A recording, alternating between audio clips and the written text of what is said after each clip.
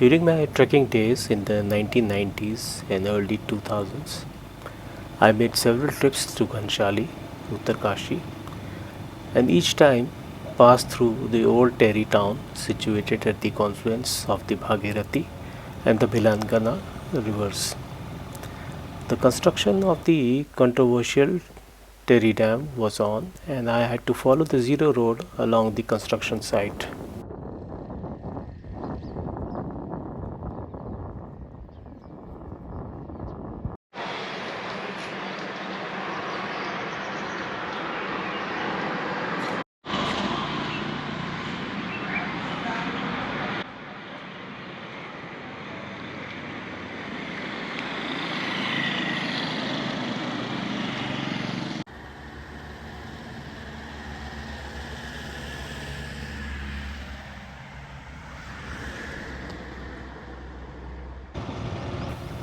In May of 2006, I followed the Lower Tehri Road to leave my daughter at the National Institute of Mountaineering at Uttarkashi.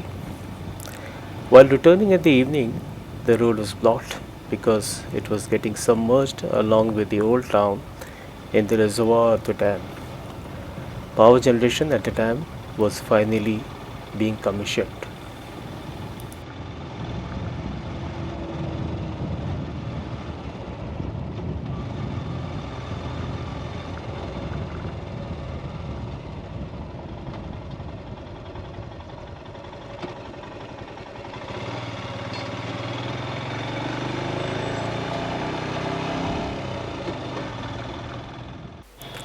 The design of the Tehri Dam was conceived in 1978 and was to be built by the financial and technical assistance of the erstwhile USSR. At 260 meters, it was the tallest earth and rock filled multi-purpose dam in the country.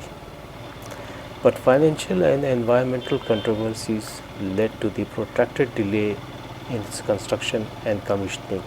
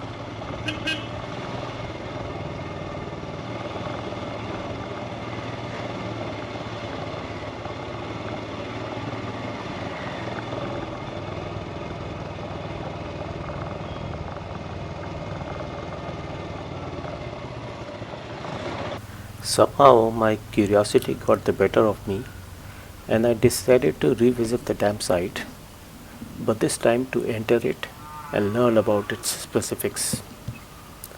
To get the special permission required for the purpose, I had to go through many relevant and pertinent questions and necessary documentation.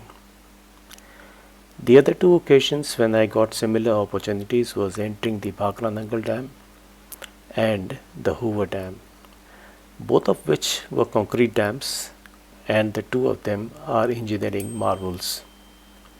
Another time I was inside the tunneling work of the Dhauliganga project at Dharchula.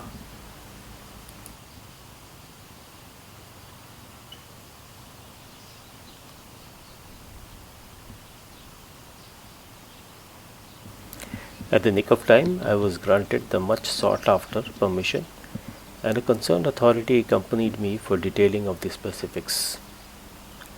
Once inside, I couldn't keep myself from wondering at the immensity of the dam structure and the constructive human brains behind it. I was first taken to the viewpoint on top of the dam and overlooking the upstream and reservoir section. The full reservoir level is demarcated at 830 and the flood level at 835 meters. However, due to the scarcity of the rain and the snow in the previous year, there was a sudden drop of 30 meters in the water level. The right bank has 4 gates controlling the tunneling of the water to the turbines, while the left bank has a gated chute spillover and an ungated vertical tunnel named Morning Glory for flood control measures. Utilization of these measures have already taken place in the year 2010, 11 and 13. The once bustling township of 100,000 people of the Old Tehri town is totally submerged in the reservoir. The displaced have been settled in the new township and elsewhere. A memorial stands on top of the dam along with the clock tower bell. The memorial also features a pictorial museum of the chronology of the dam. The vertical height of the dam is 260 meters with a base width of 1120 meters, thus creating a 45 to 60 degree slope on either side. The slopes have been created by rock filling, layered with clay and filter. The layering has its importance as the dam is in a seismic zone and is enabled to withstand a 8.6 scale of earth shock. Once inside the dam, one discovers that there is a network of tunnels, around 35 of varying lengths and types, and regularly they are monitored for seepages. The underground power station is around 5 stories high and another 3 stories down to house the Ukrainian built 4 units of turbines of 250 megawatts each. Each turbine spins at a rate of 200 rpm peak. Huge sized BHEL built generators are connected with the grid with sulfur hexafluoride circuit breakers. Use of these low maintenance circuit breakers was new to my understanding, as I have been teaching my students about SF6 without knowing its utility. As part of the Tehri complex, 22 kilometers downstream is a 400 megawatt Koteshwar Dam. Its reservoir capacity could be utilized to pump water in the reverse direction to the Tehri Dam catchment. In doing so, the variable rotating turbines could generate an additional 1000 megawatts of electricity. This is known as the Tehri Pumped Storage Plant and is presently under construction. Once completed, the total generating capacity of the Tehri complex would be 2400 megawatts.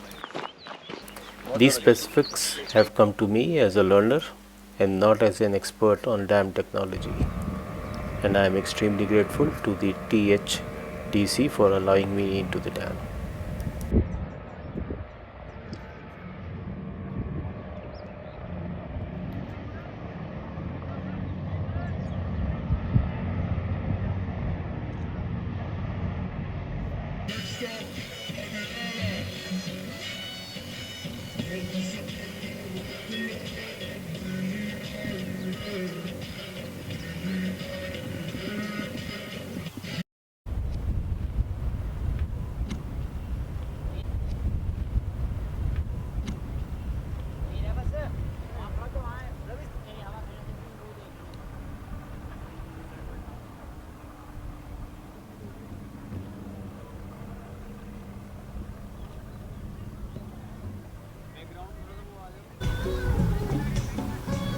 The 92 square kilometer Tehri Lake has created an economic zone of its own kind. There are water sports facilities of all kinds and residential accommodations for tourists. During the daytime, the place buzzes with human activities of all kinds. By late afternoon, the place becomes very windy due to the downward drift.